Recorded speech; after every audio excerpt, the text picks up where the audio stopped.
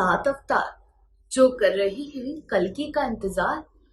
जी हाँ, आज हम आपको अपने इस खास रिपोर्ट में बताने वाले हैं कलयुग में जीवित उन 7 महापुरुषों के बारे में जो कल्कि का इंतजार कर रहे हैं, कल्कि अवतार का इंतजार कर रहे हैं। लेकिन आखिर ये उनका इंतजार क्यों कर रहे हैं, ये सबसे बड़ा सवाल। आपको बताएंगे ऐसे 7 महापुरुषों के बारे में जो कई हजार सालों से इस धरती में भटक रहे हैं और कलयुग में भी जीवित है। स्वागत है आपका हमारे चैनल नेक्स्ट 9 न्यूज में। एक बार फिर से मैं आपके साथ साधिका गौर आज इस खास रिपोर्ट में बताने वाली हूँ उन 7 अवतारों के बारे में जो आज भी जीवित है और कल की भगवान का इंतजार कर रहे हैं, उनके अद्भुत अवतार का इंतजार कर रहे हैं। ठीक है, हमारी खास रिपोर्ट। हिंदू धर्म ग्रंथों के अनुसार भगवान श्री हरि विष्णु कलयुग के अंत समय में अपने 10वें अवतार में अवतरित होंगे और पृथ्वी पर बढ़ गए पाप और अधर्म का नाश करेंगे। भगवान विष्णु के इस अवतार का विविध वर्णन 18 पुराणों में मिलता है। महर्षि वेद व्यास ने कल के अवतार का वर्णन महाभारत और विष्णु महापुराण में भी किया है। लेकिन यहाँ पर एक सबसे बड़ा सवाल ये है कि आखिर वो 7 महापुरुष कौन है जो कई हजार वर्षों से, कई युगों से भगवान विष्णु की इस अवतार की प्रतीक्षा क्यों कर रहे हैं? उन्हें इस अवतार की से क्या प्राप्त होगा? हिंदू पुराणों के श्रीमद् भागवत गीता में कुछ ऐसे महापुरुषों का वर्णन भी मिलता है जो अमर कहे गए हैं और वो आज भी कलयुग में इस पृथ्वी लोक में मौजूद है। ऐसी 7 लोग श्री नारायण के उस कल के अवतार की प्रतीक्षा कर रहे हैं। लेकिन आखिर क्यों? हर कोई जानना चाहता है कि अगर वो 7 लोग आज भी जिंदा हैं तो आखिर कहाँ हैं और किस चीज का इंतजार कर रहे हैं। तो आपको बता दें, वो 7 महापुरुष कल की अवतार का इंतजार कर रहे हैं। इस कल के अवतार से उनको कुछ ऐसा प्राप्त होने वाला है जो शायद उनको कभी प्राप्त ना हो।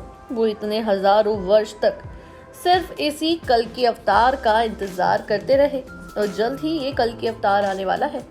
लेकिन आखिर वो कर क्यों रहे हैं और आखिर कहाँ है? चलिए आपको बताते हैं।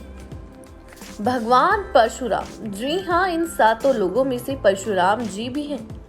भगवान परशुराम श्री हरि विष्णु के 6ठे अवतार कहे जाते हैं, जिनका जन्म सतयुग के महर्षि जमदग्नि के घर हुआ था। भगवान परशुराम महाभारत के महान योद्धाओं जैसे पितामह भीष्म, द्रोणाचार्य और दानवीर कर्ण के गुरु भी रहे। परशुराम जी अमर कहे गए हैं। वो सतयुग भगवान विष्णु के कल के अवतार की प्रतीक्षा कर रहे हैं और जब ये कल के अवतार होगा उसके बाद ये उनके अंदर समा जाएंगे और फिर विष्णु भगवान का ये 6ठा कल की अवतार और 10वां दोनों ही कल के अवतार खत्म हो जाएंगे। वहीं बात करते हैं महाबली हनुमान जी की। हनुमान जी प्रभु श्री राम के बहुत बड़े भक्त और अनन्य सेवक थे। रामायण के अनुसार श्री राम जी धरती लोक से बैकुंठ चले गए, तब भगवान हनुमान को कलयुग की सारी जिम्मेदारी देकर गए। उन्होंने हनुमान को कलयुग का भगवान बनाकर उनसे कुछ वचनों की पूर्ति के लिए उन्हें यहीं धरती पर कलयुग के अंत तक रुकने का वरदान दिया है। हनुमान जी भगवान शिव के रुद्र अवतारों में से एक माने जाते हैं और जब कल के अवतार होगा और एक बार फिर वो भगवान श्री राम के दर्शन कर लेंगे तब वो वापस शिव शंकर में सम्मोहित हो जाएंगे और तब इससे अंत हो जाएगा हनुमान जी का। इसलिए वो इंतजार कर रहे हैं सिर्फ और सिर्फ कल के अवतार का, क्योंकि कल के अवतार और इसी के साथ हनुमान जी में कोई फर्क नहीं है। हनुमान जी खुद महादेव का अवतार थे। वहीं बात करें अश्वत्थामा की। अश्वत्थामा जी हाँ, महाभारत का एक बहुत ही महान योद्धा। वो कौरवों और पांडवों के गुरु द्रोणाचार्य का इकलौता पुत्र भी था। महाभारत युद्ध के अंत में भगवान श्री कृष्ण ने उसे ब्रह्मास्त्र चलने की वजह से उसे कलयुग के अंत तक भटकने का श्राप दिया था। तब से लेकर आज तक वो भी भगवान विष्णु के कल के अवतार का इंतजार कर रहे हैं ताकि उन्हें इस श्राप से जल्दी मुक्ति मिले और वो बैकुंठ जा सके। आपको बता दे, कहा जाता है कि वो ऐसे ही दर दर की ठोकरें खा रहे हैं। उनको श्री कृष्ण ने बहुत बुरा श्राप दिया था कि आपके शरीर पर कोड़ पड़ जाएंगे और आपका शरीर बहुत ही बुरा हो जाएगा और आप एक डरावने इंसान की तरह दिखने लगेंगे और आप दर दर भटकते रहेंगे, वो भी कलयुग के अंत तक। वही बात करें राजा बाली की। तमिलनाडु के महान राक्षस राजा महाबाली, जी हाँ, ये भी भगवान कल्कि का इंतजार कर रहे हैं। जब भगवान विष्णु ने वामन अवतार लेकर 3 पग में ब्रह्मांड नाप दिया था, उन्होंने बाली को पाताल लोक भेज दिया था और उन्हें साल में एक बार अपने राज्य में आने की इजाजत दी। तब से लेकर अब तक केवल एक बार बाली अपने राज्य में आते हैं और इस दिन को केरला और दक्षिण भारत में ओणम के रूप में मनाते हैं।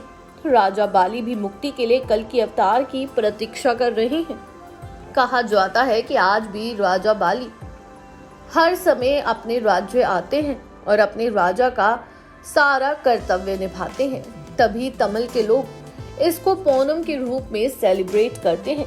कहा जाता है आज भी राजा बाली को श्री कृष्ण का वो श्राप लगा हुआ है। वही बात करें लंका के राजा विभीषण की। लंका विजय के बाद श्री राम ने विभीषण को वहां का राजा बनाया और खुद वापस अयोध्या लौट आए। जब भगवान खुद बैकुंठ जाने लगे तब विभीषण ने साथ चलने की इच्छा व्यक्त की। तब राम भगवान ने उन्हें कलयुग तक अपने अगले अवतार तक प्रतीक्षा करने को कहा और साथ ही साथ इंसानों और राक्षसों प्रजाति में आपसी तालमेल बिठाने की जिम्मेदारी दी। कहा जाता है कि विभीषण भी आज तक जिंदा है और वो अब इस अपने कर्तव्य से मुक्ति पाना चाहते हैं।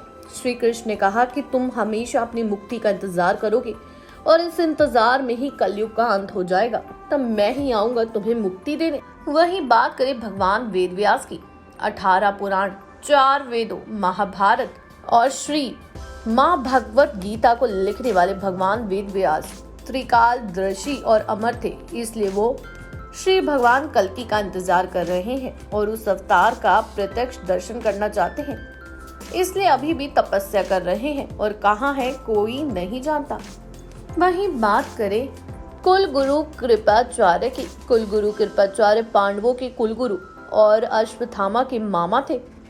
वो भी अमर थे और भगवान कल्कि की प्रतीक्षा कर रहे हैं। कहा जाता है महाभारत के महान योद्धाओं में से एक कृपाचार्य भी अब उनका इंतजार कर रहे हैं और मुक्ति चाहते हैं।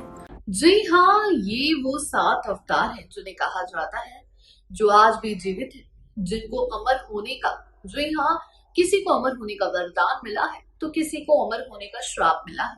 इसलिए कल्कि अवतार का इंतजार ये लोग मुक्ति पाने के लिए कर रहे हैं। जानकारी अच्छी लगी हो चैनल को सब्सक्राइब करें, बेल आइकन दबाना ना भूलें। धन्यवाद।